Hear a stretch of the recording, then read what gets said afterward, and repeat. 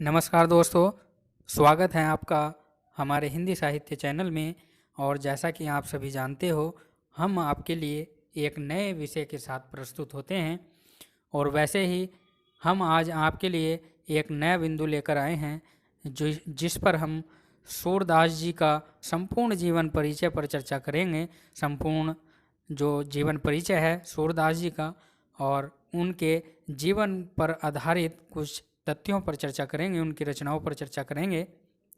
ठीक है, तो सभी मित्रों को शेयर कर दें वीडियो, और हमारे वीडियो को लाइक कर दें और चैनल को सब्सक्राइब करना ना भूलें दोस्तों। चलिए शुरू करते हैं अपने इस अध्याय को, जिसमें हम महान संत सूरदास जी के बारे में चर्चा करेंगे। तो शुरू करते हैं अपनी इस वीडियो को। तो सूरदास जी का जीवन परिचय।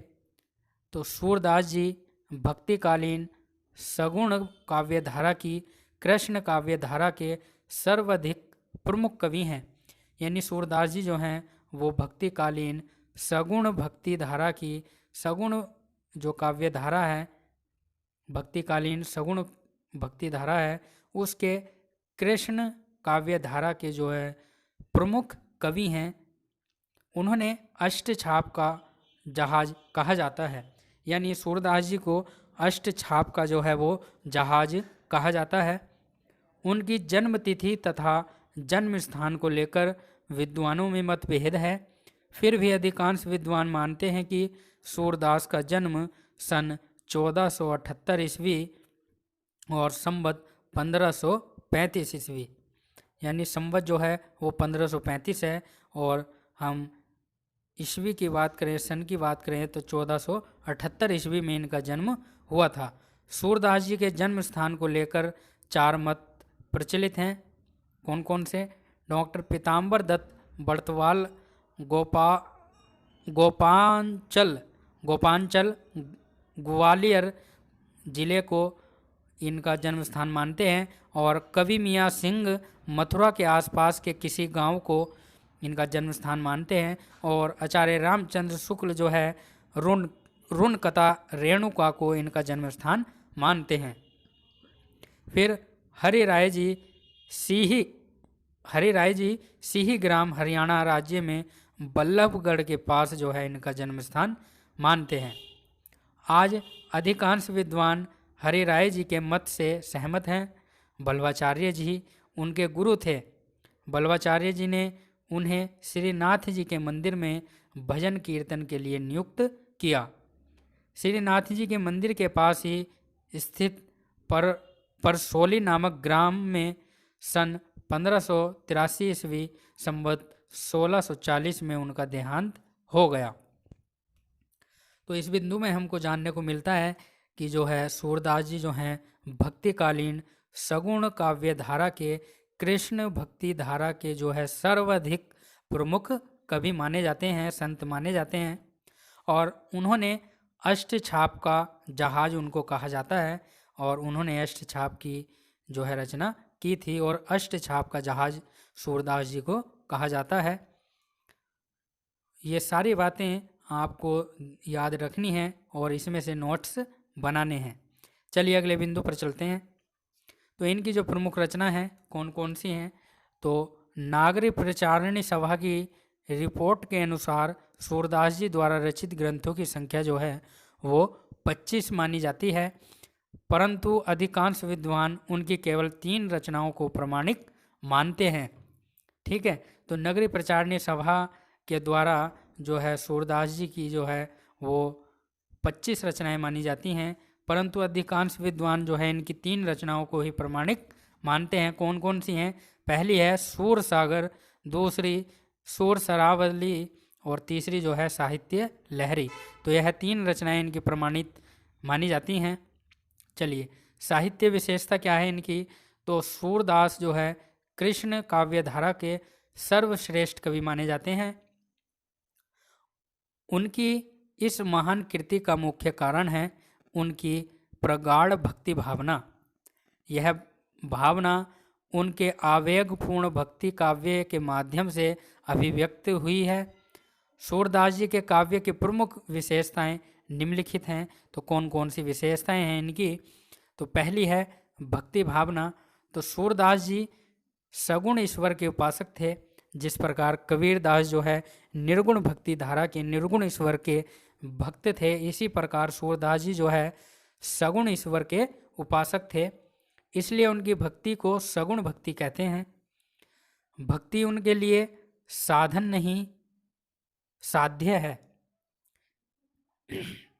उनके काव्य में ऐसे बहुत से उदाहरण मिलते हैं जहाँ गोपियाँ श्री कृष्ण के वीर्य में तड़पना पसंद करती हैं। उन्होंने कृष्ण से अलग होकर मिली मुक्ति भी अस्वीकार की है या अस्वीकार्य है। यानी उन्होंने श्री कृष्ण से अलग होकर भी मुक्ति को स्वीकार नहीं किया है।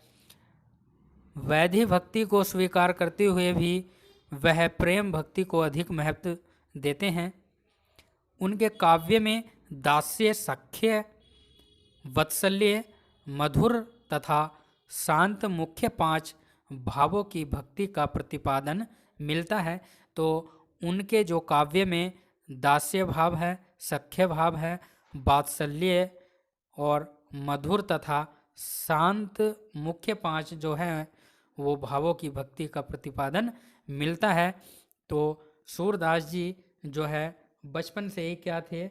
नेत्रहीन थे। ठीक है, वो बचपन से ही क्या थे? नेत्रहीन थे। वो संसार को नहीं देख सकते थे, परंतु उनमें इतनी दिव्य दृष्टि थी कि उन्होंने श्री कृष्ण के सबसे पहले बाल्यकाल के दर्शन किए थे। श्री कृष्ण के बाल्यकाल के दर्शन सबसे पहले जो है वो सूरदास जी ने किए थे। तो यह कितने बड़े भक्त हैं आप इसका अंदाज़ा लगा सकते हो। ठीक है, चलिए अब हम अगले बिंदु की ओर चर्चा कर लेते हैं और अगले बिंदु में देखते हैं कि क्या जानकारी हमको प्राप्त होती है और कौन सा बिंदु है। तो बाल लीला वर्णन दूसरी जो है इनके काव्य रचनाओं की विशेषता है, बाल लीला वर्णन। तो इसका भी अध्ययन कर लेते हैं। तो सूरदास जी ने अपने काव्य में श्री कृष्ण की बाल लीलाओं का बड़ा ही मनोहारी चित्रण किया है। श्री कृष्ण की विभिन्न चेष्टाओं और क्रियाओं का यथार्थवादी वर्णन करने में वह सफल हुए हैं। यशोदा माता शिशु कृष्ण को कहीं तो पालने में झुलाती हैं, दुलार करती हैं और मल्लार गाती हैं। वह चाहती हैं कि श्री कृष्ण को जल्दी से नींद आ जाए। इसी प्रकार एक अन्य पद में श्री कृष्ण हाथ से पैर का अंगूठा पकड़कर मुंह में डालते हैं और प्रसन्न होकर खेल रहे हैं। उनकी शोभा को देखकर शिव, ब्रह्मा आदि भी चिंता में पड़ जाते हैं। कहीं वे हाथ में मक्खन लिए हुए हैं तथा घुटनों के बल चल रहे हैं। उनके तन पर धूली लगी हुई है और मुख पर दही का लेप है। इस प्रकार बाल लीला के अनेक स्वाभाविक व यथार्थ शब्द चित्र सूरदास जी ने अपने काव्य में खींचे हैं। तो यह सारी बातें आपको याद रखनी है दोस्तों, क्या कि सूरदास जी जो है वात्सल्य रस के कवि माने जाते हैं। ठीक है, श्री कृष्ण की बाल लीलाओं का उन्होंने वर्णन किया है। ठीक है, विभिन्न श्री कृष्ण की विभिन्न चेष्टाओं क्रियाओं का यथार्थ चित्रण उन्होंने अपने काव्य में प्रस्तुत किया है। जैसे श्री कृष्ण पालने में झूलते हैं और अपने पैर का अंगूठा चूसते हैं, कभी वह मक्खन खाते हैं तो कभी धूल मिट्टी जो रहती है, धूल मिट्टी, उसमें लेट जाते हैं। तो कि इतना सुंदर चित्रण उन्होंने अपने काव्य में किया है सूरदास जी ने। ठीक है, तो इस एक उदाहरण से वो क्या समझाना चाहते हैं? शोभित कर नवनीत लिए, घुटरुन चलत रेणु तनु, मंडित मुख दही लेप किए। तो कहीं पर धूल लपेटे हुए हैं तो कहीं मुख पर वो धूली को लपेटे हुए हैं। इस प्रकार का चित्रण जो है सूरदास जी ने अपने काव्य में श्री कृष्ण का किया है। आगे देखेंगे अगला जो विशेषता है वात्सल्य वर्णन, तो सूर के काव्य में वात्सल्य को अत्यधिक महत्व दिया गया है। आचार्य बल्लभाचार्य ने भी प्रभु के बाल रूप की आराधना पर अधिक बल दिया था। सूरदास ने पुष्टि मार्ग में दीक्षा प्राप्त की।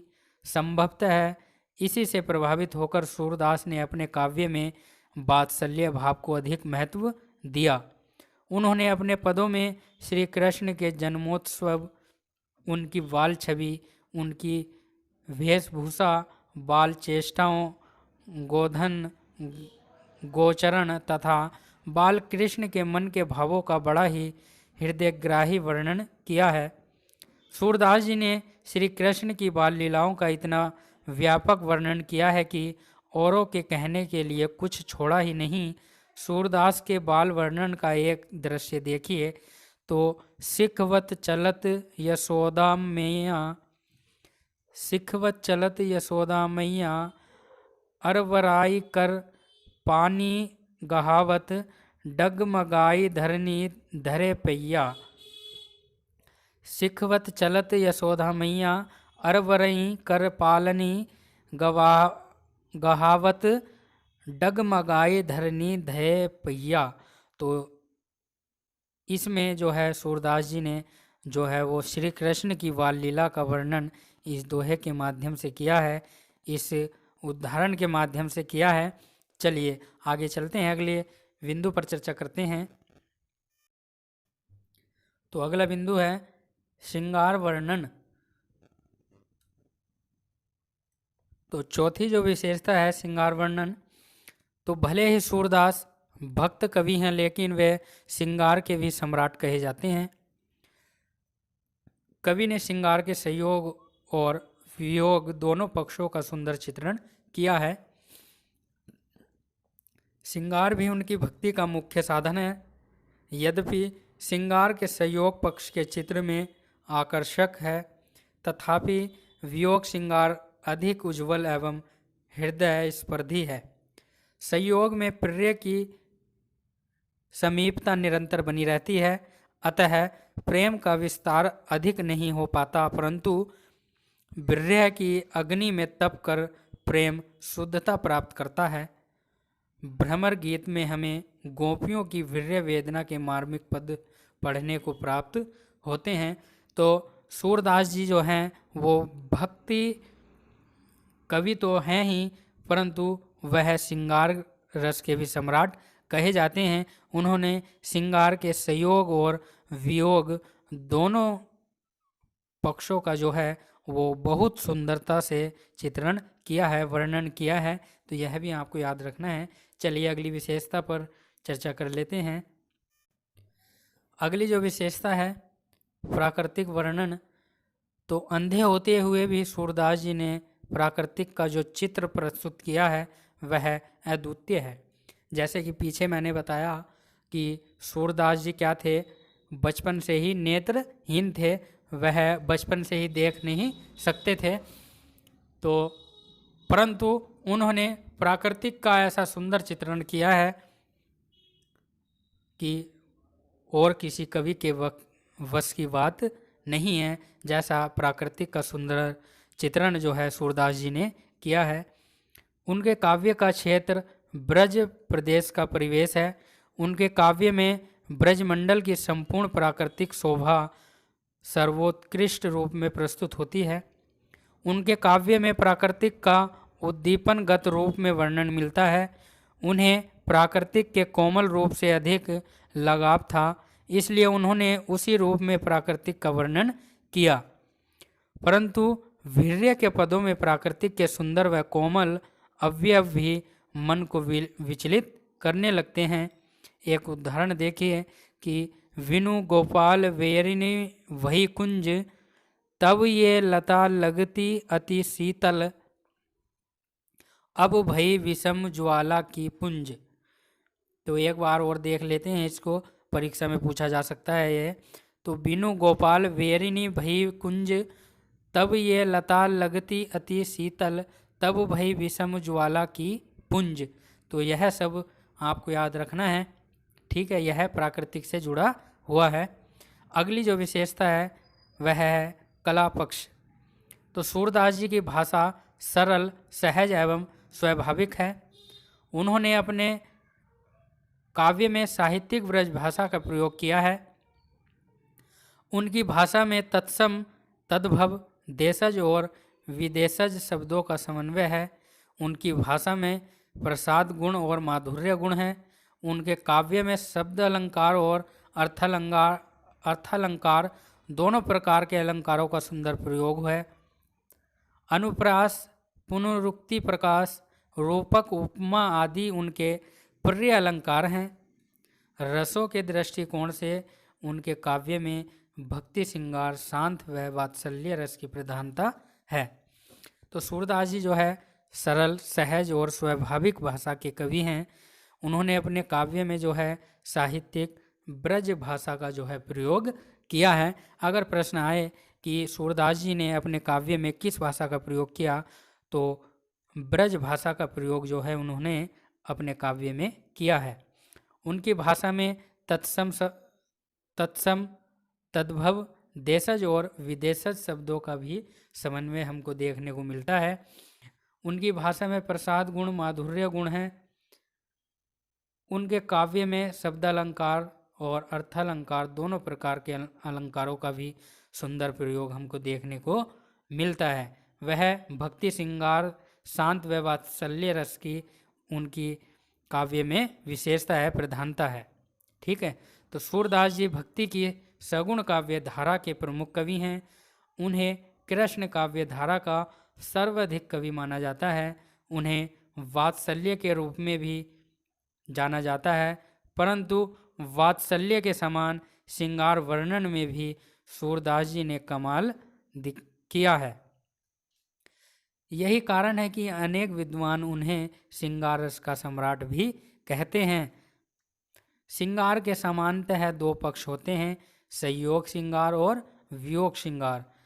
सूरदास जी के साहित्य में श्रृंगार के संयोग व वियोग दोनों रूपों का सुंदर वर्णन जो है उन्होंने किया है। तो यह सारी जानकारी आपको याद रखनी है दोस्तों। चलिए अगले बिंदु की ओर चलते हैं और देखते हैं अगला बिंदु कौन सा है। तो अगला बिंदु है संयोग श्रृंगार। तो जैसा कि हमने पीछे चर्चा की है कि सूरदास जी ने जो है श्रृंगार और वियोग दोनों का जो है चित्रण या वर्णन किया है। तो पहले हम संयोग श्रृंगार का जो है वो परिचय जानकारी प्राप्त कर लेते हैं। तो सूरदास जी के पदों में संयोग श्रृंगार के अनेक सुंदर चित्र मिलते हैं। अनेक पदों में राधा व श्री कृष्ण के रूप सौंदर्य का वर्णन किया गया है। उन्होंने राधा और कृष्ण का नक्शिक वर्णन किया है। श्री कृष्ण के रूप सौंदर्य के सामने सूरदास जी करोड़ों कामदेवों की भी निछावर कर देते हैं। राधा का सौंदर्य रति के सौंदर्य से भी बढ़कर है। नक्शिक वर्णन के अतिरिक्त वे कृष्ण और राधा के वस्त्रों और आभूषणों का भी विस्तार से वर्णन करते हैं। श्री कृष्ण के शरीर पर पीत वस्त्र, माथे पर मोर मुकुट, कमर में कर्णिकी, पैरों में नुपुर और गले में वैजंती माला सुशोभित होती है। सूरदास जी ने रूप वर्णन से अनुपम श्रृंगार की जो है सृष्टि की है। मुख्य रूप से संयोग श्रृंगार वर्णन में नायक नायिका के हास, परिहास व मिलन के चित्र प्रस्तुत किए जाते हैं। सूरदास जी ने भी अपने काव्य में राधा कृष्ण की प्रेम क्रीड़ाओं का बड़ा ही सुंदर जो है वर्णन किया है। सूरदास जी ही प्रेम का चित्रण प्रथम वर्णन से करते हैं। कृष्ण जो है खेलने निकलते हैं। यमुना तट पर उन्हें राधा अपनी सखियों सहित मिल जाती है। दोनों एक दूसरे को देखते हैं और एक दूसरे के प्रति आकृष्ट हो जाते हैं। तो खेलत हरि निकले ब्रज खोरी, कटी कछनी पीताम्बर बांधे, हाथ लये भोरा, चक डेरी। तो यह हमने वर्णन किया है कि नक्शक वर्णन के अतिरिक्त कृष्ण और राधा के वस्त्रों और आभूषण का जो है वर्णन किया गया है। श्री कृष्ण के शरीर पर पीत वस्त्र, माथे पर मोर मुकुट और कमर में कर्णी की किरणी, पैरों में नुपुर और गले में वैजंती माला जो है वो सुशोभित हो रही है। ऐसा श्रृंगार का वर्णन, संयोग श्रृंगार का वर्णन जो है सूरदास जी ने किया है। तो आगे जो पंक्ति हैं, खेलत हरि निकले ब्रज खोरी, कटी कछनी पीताम्बर बांधे, हाथ लये भोरा चक डोरी, ओचक ही देखी तहें राधा, नैन विशाल भय दिए रोरी, सूर श्याम देखत ही रीझे, नैन नैन नैन मिले परी ठिगोरी।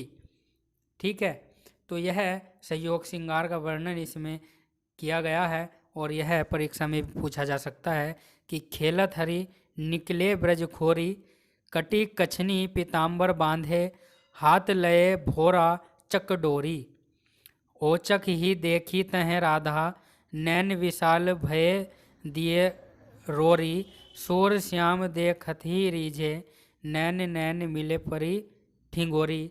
तो यह जो है सूरदास जी द्वारा रचित जो है पंक्तियां हैं, परीक्षा में पूछी जा सकती हैं, तो आपको याद रखना है। चलिए अगली जो बिंदु है, अगला बिंदु है, प्रेम में नोक झोंक भी होती है। सूरदास जी उनकी आपसी नोक झोंक के अनेक भव्य चित्र प्रस्तुत करते हैं। जैसे एक दृश्य में कृष्ण राधा से पूछता है कि तू कौन है, किसकी बेटी है, मैंने कभी तुझे ब्रज में नहीं देखा। इस पर राधा कहती है कि हम बेकार में ब्रज में क्यों आएंगे, हम अपने घर में ही रहते हैं, हम तुम्हारी तरह इधर उधर नहीं भटकते। वह यह भी कहती है कि हमने सुना है कि नंद का बेटा इधर उधर चोरी करते हुए घूमता रहता है। यह सुनकर कृष्ण तनिक भी विचलित नहीं होते और वाक चातुर्य का परिचय देते हुए कहते हैं कि हमने तुम्हारा क्या चुरा लिया है, चलो हम दोनों मिलकर खेलते हैं। इस प्रकार रसिक शिरोमणि श्री कृष्ण भोली भाली राधा को अपनी बातों में बहला लेते हैं।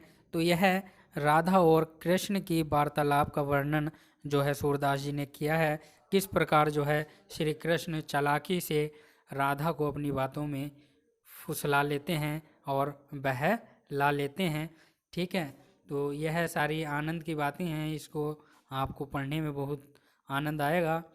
ठीक है, एक रस की अनुभूति आपको प्राप्त होगी।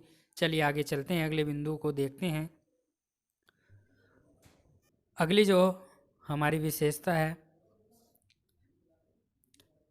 अच्छा एक बार इसका और अध्ययन कर लेते हैं। राधा और कृष्ण की प्रेम क्रीड़ा के चित्र भी सूरदास जी प्रस्तुत करते हैं। एक पद में सूरदास जी लिखते हैं कि राधा अपनी भुजा कृष्ण की भुजा पर रख देती है और कृष्ण की भुजा को अपने वक्ष स्थल पर रख लेती है। राधा और कृष्ण दोनों ही तमाल वृक्ष के नीचे खड़े प्रेम क्रीड़ा करने लगते हैं। दोनों के वक्ष स्थल आपस में ऐसे मिलते हैं मानो स्वर्ण में मरकत मंडलियाँ जुड़ी हुई हों। ठीक है, तो नवल किशोर नवल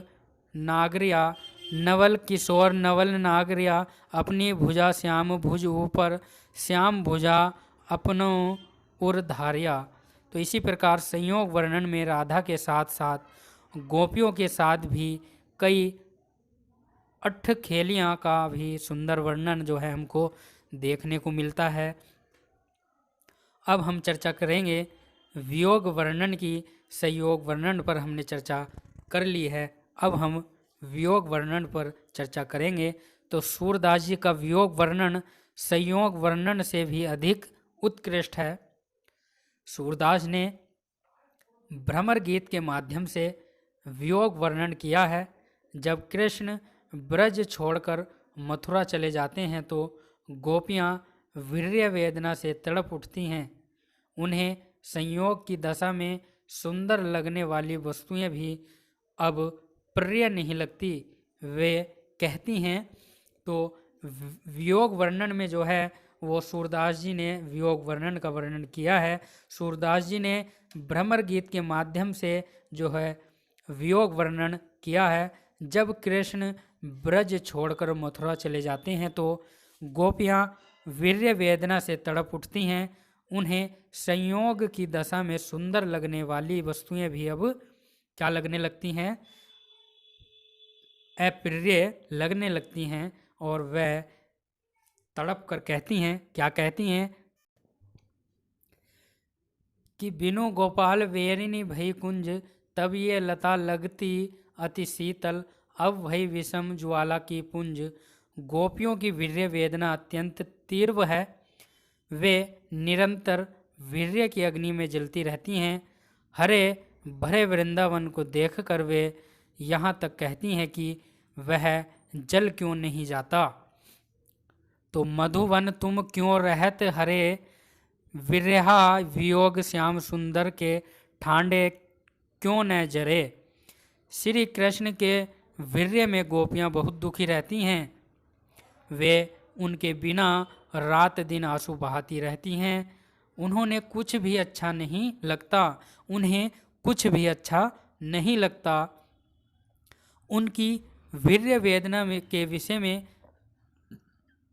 सूरदास जी ने बड़ी ही सुंदर कल्पना की है।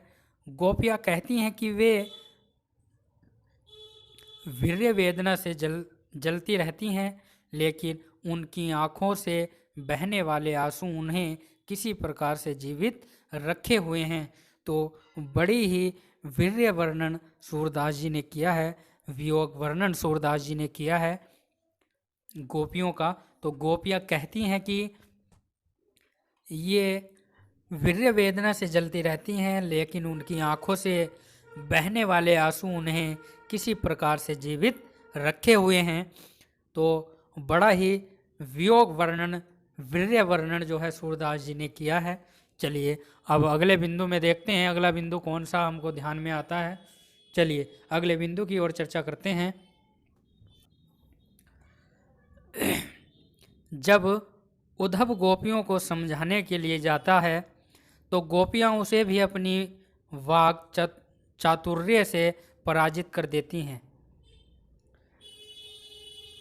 और उनसे बार बार आग्रह करती हैं कि वे उनका संदेशा कृष्ण तक पहुंचा दें। उनके वीर्य की विशेषता यह है कि वे इसे अपने जीवन का आधार मानती हैं। वे ऐसी मुक्ति भी नहीं चाहती जो उन्हें श्री कृष्ण यादों से अलग कर दे। इसलिए वे उद्धव के योग संदेश को नकार देती हैं। इस प्रकार सूरदास जी के वीर्य वर्णन में अभिलाषा, चिंता, स्मृति, उन्माद, प्रलाप, जड़ता, मुच्छता आदि सभी दशाओं का स्वाभाविक चित्रण मिलता है। निष्कर्ष रूप से कहा जा सकता है कि सूरदास जी के काव्य में श्रृंगार रस का विस्तृत एवं स्वाभाविक वर्णन हुआ है। उनके काव्य में श्रृंगार की सभी अवस्थाएं मिलती हैं, अतः उन्हें श्रृंगार सम्राट कहना अनुचित नहीं होगा। तो जब उद्धव गोपियों को समझाते हैं तो गोपियाँ उद्धव को भी अपने जो है चातुर्य से पराजित कर देती हैं और उनसे बार बार आग्रह करती हैं कि वह उनका संदेशा जो है वो श्री कृष्ण तक पहुंचा दें। उनके वीर्य की विशेषता यह है कि इसे अपने जीवन का आधार मानती हैं और ऐसी मुक्ति भी उनको नहीं चाहती जो श्री कृष्ण की यादों से परे हो। इसलिए वे उद्धव के योग संदेश को नकार देती हैं और इसी प्रकार सूरदास जी के वीर्य वर्णन में अभिलाषा, चिंता, स्मृति, उन्माद, प्रलाप, जड़ता, मुच्छता आदि सभी दशाओं का जो है स्वाभाविक चित्रण हमको देखने को मिलता है। और निष्कर्ष रूप से कहा जा सकता है कि सूरदास जी के काव्य में श्रृंगार रस का विस्तृत एवं स्वाभाविक वर्णन हुआ है। उनके काव्य में श्रृंगार की सभी अवस्थाएं मिलती हैं, अतः उन्हें श्रृंगार सम्राट कहना अनुचित नहीं होगा। तो यह सारी बातें आपको याद रखनी है दोस्तों। चलिए अगले बिंदु की ओर चर्चा कर लेते हैं। अगला बिंदु है सूरदास भक्तिकालीन सगुण काव्यधारा की कृष्ण काव्यधारा के सर्वश्रेष्ठ कवि हैं। उनका श्रृंगार वर्णन एवं वात्सल्य वर्णन संपूर्ण हिंदी साहित्य में अनूठा है। सूरदास जी से पहले हिंदी साहित्य में किसी कवि ने वात्सल्य वर्णन करने का कार्य नहीं किया। सूरदास जी पहले कवि हैं जिन्होंने वात्सल्य वर्णन किया और इतने प्रभावशाली ढंग से किया कि हिंदी साहित्य में उन्हें वात्सल्य सम्राट के नाम से जाना जाता है। तो यह बड़ी ही महत्वपूर्ण बातें हैं कि सूरदास जो है भक्तिकालीन सगुण काव्य धारा की कृष्ण भक्ति शाखा के कवि हैं। उनका श्रृंगार वर्णन एवं वात्सल्य वर्णन संपूर्ण हिंदी साहित्य में अनूठा है। ठीक है, सूरदास जी ने पहले हिंदी साहित्य में किसी कवि ने सूरदास जी से पहले हिंदी साहित्य में किसी कवि ने वात्सल्य वर्णन का कार्य नहीं किया। सूरदास जी ही हिंदी साहित्य में पहले ऐसे कवि हैं जिन्होंने वात्सल्य वर्णन किया और इतने प्रभावशाली ढंग से किया कि इनको जो है वात्सल्य सम्राट का सम्राट कहा जाता है। तो यह सारी महत्वपूर्ण बातें आपको याद रखनी है दोस्तों। चलिए अब अगले बिंदु की ओर चर्चा करते हैं। अगला बिंदु है सूरदास जी ने बाल्यावस्था की संपूर्ण झांकी अपने काव्य में प्रस्तुत कर दी है। यानी सूरदास जी ने जो है वात्सल्यावस्था की या बाल्यावस्था की संपूर्ण झांकी जो है अपने काव्य में प्रस्तुत की है। उन्होंने नेत्रहीन होकर भी जिस प्रकार बाल सुलभ क्रियाओं का वर्णन किया है वह किसी चमत्कार से कम नहीं है। तो यह बड़ी ही विचित्र बात है कि नेत्रहीन होकर भी उन्होंने जो है बाल सुलभ क्रियाओं का वर्णन किया है वह किसी चमत्कार से कम नहीं है। सूरदास जी ने काव्य में बाल लीला से संबंधित पदों की संख्या लगभग 1000 है। यानी सूरदास जी के काव्य में बाल लीला से संबंधित जो पदों की संख्या है वह लगभग 1000 है। श्री कृष्ण के जन्म से ही उनकी बाल लीलाओं का वर्णन आरंभ हो जाता है। सूरदास जी ने बाल्य वर्णन की प्रमुख विशेषता इस प्रकार की है। तो इसमें हम सूरदास जी का जो वात्सल्य वर्णन है सूरदास जी का, तो सूरदास जी ने वात्सल्य वर्णन किस प्रकार किया है उसकी चर्चा हम कर रहे हैं। तो पहला है जन्मोत्सव का वर्णन। तो सूरदास जी ने श्री कृष्ण के जन्मोत्सव का वर्णन बड़ा ही सुंदर वर्णन किया है। वे कहते हैं कि श्री कृष्ण के जन्म के कारण संसार में शोभा का अंत नहीं रहा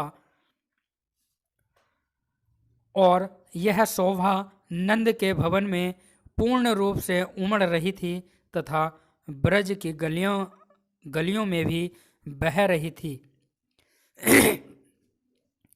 तो सूरदास जी ने श्री कृष्ण के जन्मोत्सव का बड़ा ही सुंदर वर्णन किया है। वे कहते हैं कि श्री कृष्ण के जन्म के कारण संसार में शोभा का अंत नहीं रहा और यह शोभा नंद के भवन में पूर्ण रूप से उमड़ रही थी तथा ब्रज की गलियों में भी बह रही थी। शोभा सिंधु ने अंत लहीरी देखी आई आज गोकुल में घर घर वेचत फिरत दहीरी। तो यह पंक्ति भी आपको याद रखनी है, परीक्षा में पूछी जा सकती है। चलिए अगले बिंदु की ओर चर्चा करते हैं। अगला बिंदु है यशोदा मैया की क्रिया या क्रियाएं। तो सूरदास जी ने यशोदा मैया की बाल कृष्ण के साथ की गई क्रियाओं का बड़ा ही सुंदर वर्णन किया है। यानी सूरदास जी ने जो है यशोदा मैया की बाल कृष्ण के साथ की गई क्रियाओं का बड़ा ही सुंदर वर्णन किया है। जैसे कृष्ण की अंगुली पकड़कर आंगन में चलाना, उसको देखकर तालियां बजाना, बाल कृष्ण को पालने में झुलाना, लोरी सुनाना, विभिन्न प्रकार की चेष्टाएं करके उसे प्रसन्न करने की कोशिश करना, यह सारी क्रियाओं का वर्णन जो है सूरदास जी ने किया है। यशोदा हरि पालने झुलावे, लहरावे दुलारावे, मलहरावे, जोई सोई कछु गावे। यानी यशोदा मैया जो है श्री कृष्ण को पालने में झुलाती हैं, हलरावे, यशोदा हरि पालने झुलावे, हलरावे दुलरावे, मलहावे, जोई सोई कछु गावे। इस प्रकार की क्रियाओं को करते हुए माता यशोदा को अपार सुख मिलता है, जिसे पढ़कर पाठक भी अभिभूत हो जाते हैं, जैसा कि आप सभी हो चुके हैं दोस्तों। ठीक है, तो बड़ा ही सुंदर वर्णन जो है हमको सूरदास जी के द्वारा जो है वात्सल्य रस का भी संपूर्ण रस हमको प्राप्त होता है। ठीक है, तो यह सारी बातें आपको याद रखनी है परीक्षा की दृष्टि से। ये सारी जो पंक्ति हैं, जैसे जसोदा हरि पालने झुलावे, हलरावे दुलरावे, मलहावे, जोई सोई कछु गावे, यह पंक्ति भी परीक्षा में पूछी जाती हैं, तो इनको भी आपको याद रखना है दोस्तों। ठीक है, चलिए अब अगले बिंदु की ओर चर्चा करते हैं। फिर है बाल छवि का वर्णन। तो बाल छवि का वर्णन, तो सूरदास जी ने बालक कृष्ण की बाल छवि का बहुत ही सुंदर वर्णन किया है। कभी वे बालक के रूप सौंदर्य का वर्णन करते हैं, कभी बाल कृष्ण को सोते हुए दिखाते हैं, कभी उन्हें घुटनों के बल चलते हुए दिखाते हैं, कभी अपने एक अंगूठे को पकड़कर अपने मुख में डालते हुए दिखाते हैं, तो कभी अपने हाथ में मक्खन लिए बाल कृष्ण की छवि प्रस्तुत करते हैं। श्री कृष्ण की बाल छवि के आगे वे करोड़ों कामदेवों को भी निछावर कर देते हैं। ऐसा बाल छवि का वर्णन जो है वो सूरदास जी ने किया है। फिर है बाल क्रीड़ाओं का वर्णन, तो सूरदास जी ने कृष्ण की बाल क्रीड़ाओं का भी बहुत सुंदर वर्णन किया है। श्री कृष्ण अपनी बाल क्रीड़ाओं से माता यशोदा तथा गोकुलवासियों को प्रसन्न करते हैं। श्री कृष्ण का खेलना कूदना, अपने माता पिता को तंग करना, गोपियों को तंग करना, माखन चुराना, ग्वालों संग खेलना आदि का अत्यंत सुंदर वर्णन किया गया है। फिर है बाल स्वभाव एवं बाल हट का वर्णन। तो सूरदास जी ने अपने काव्य में श्री कृष्ण के बाल स्वभाव एवं बाल हट का सुंदर चित्रण किया है। उनका यह वर्णन बाल मनोविज्ञान के अनुकूल है। कभी कृष्ण चंद्रमा को खिलौने के रूप में मांगने की जिद करते हैं, कभी गाय चराने की। कृष्ण माता यशोदा से छोटी छोटी बातों की शिकायत करते हैं। कृष्ण माता यशोदा से छोटी छोटी बातों की शिकायत करते हैं। बाल स्वभाव के अनुरूप वे अपनी माता से ऐसे प्रश्न पूछते रहते हैं जिनका जवाब देते नहीं बनता। कृष्ण अपनी माता यशोदा से पूछते हैं कि मेरी चोटी कब बढ़ेगी। तो ऐसे ऐसे प्रश्न करके जो है बाल हट करके यशोदा मैया को श्री कृष्ण क्या करते हैं, तंग करते हैं, उनको परेशान करते हैं और माखन चुराते हैं। गोपियों को और गोकुलवासियों को वो तंग करते हैं और उनको परेशान करते हैं। ऐसी बाल स्वभाव एवं बाल हट का वर्णन जो है वो सूरदास जी ने अपने काव्य में किया है। चलिए अगली विशेषता के बारे में चर्चा करते हैं। बाल लीला का वियोग पक्ष, तो सूरदास जी ने वियोग वात्सल्य का अति सुंदर चित्रण किया है। जब श्री कृष्ण मथुरा जाने को तत्पर होते हैं तो यशोदा का स्नेह भरा माने तहर जाता है। यानी सूरदास जी ने जो है वियोग वात्सल्य का अति सुंदर चित्रण किया है। जब श्री कृष्ण मथुरा जाने को तत्पर होते हैं तो यशोदा का स्नेह भरा माने तहत जाता है। वह नहीं चाहती कि कृष्ण उनकी आंखों से पल भर के लिए भी ओझल हो। जब श्री कृष्ण मथुरा चले जाते हैं तो उनकी वापसी के इंतजार में माता यशोदा का मन अशांत हो जाता है। उन्हें ऐसा लगता है कि मथुरा में कृष्ण का पालन पोषण सही प्रकार से नहीं हो रहा। वे हमेशा उनके स्वास्थ्य को लेकर चिंतित रहती हैं। निष्कर्ष कहा जा सकता है कि सूरदास का वात्सल्य वर्णन अद्वितीय है। इस विषय में लाला भगवान दीन जी लिखते हैं कि सूरदास जी ने बाल चित्रण में कमाल कर दिया है। यहाँ तक कि हिंदी के सर्वश्रेष्ठ कवि गोस्वामी तुलसीदास जी भी इस विषय में इनकी समता नहीं कर सकते हैं। ऐसा जो कहा है वो भगवान दीन ने कहा है। लाला भगवान दीन ने जो है सूरदास जी के विषय में कहा है कि सूरदास जी ने बाल चित्रण में कमाल कर दिया है। यहाँ तक कि हिंदी के सर्वश्रेष्ठ कवि गोस्वामी तुलसीदास जी भी इस विषय में इनकी जो है समता नहीं कर सकते। ऐसा जो है लाला भगवान दीन ने सूरदास जी के विषय में कहा है। और सूरदास जी को बाल मनोविज्ञान का सम्यक ज्ञान था। उन्होंने बाल कृष्ण के रूप, सौंदर्य, स्वभाव, क्रियाओं आदि का सहज वर्णन किया। उनके बाल वर्णन को देखकर कुछ विद्वान यहाँ तक कहते हैं कि सूर ही वात्सल्य है और वात्सल्य ही सूर है। तो यह सारी बातें आपको याद रखनी है दोस्तों, ठीक है। अब जो हमको जानकारी मिलती है कि सूरदास जी क्या थे, वात्सल्य रस के कवि थे, श्रृंगारी कवि थे।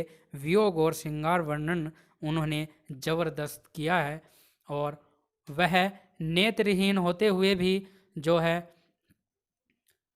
ऐसी कल्पना करके जा चुके हैं जो कि हर एक कवि के बस की बात नहीं है। नेत्रहीन होते हुए भी उन्होंने प्राकृतिक का और वात्सल्य, बालकपन का श्री कृष्ण का जैसा चित्र हमारे सामने प्रस्तुत किया है, ऐसा और किसी हिंदी साहित्य के कवि ने नहीं किया। तो यह सारी बातें हमको ध्यान में रखनी है, परीक्षा की दृष्टि से भी हमको याद रखना है, अपने नोट्स बनाने हैं।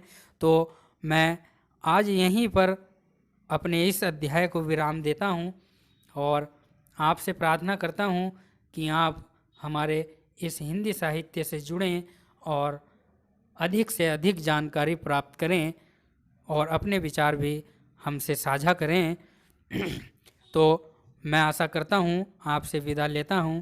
विदा लेने से पहले मैं फिर एक बार आपसे कहना चाहता हूं कि हमारे हिंदी साहित्य चैनल को सब्सक्राइब करें और हमारी वीडियो को लाइक व शेयर करें और अपने दोस्तों के साथ भी वीडियो को शेयर करें। दोस्तों फिर मिलेंगे अगले अध्याय में, तब तक के लिए दोस्तों नमस्कार, धन्यवाद।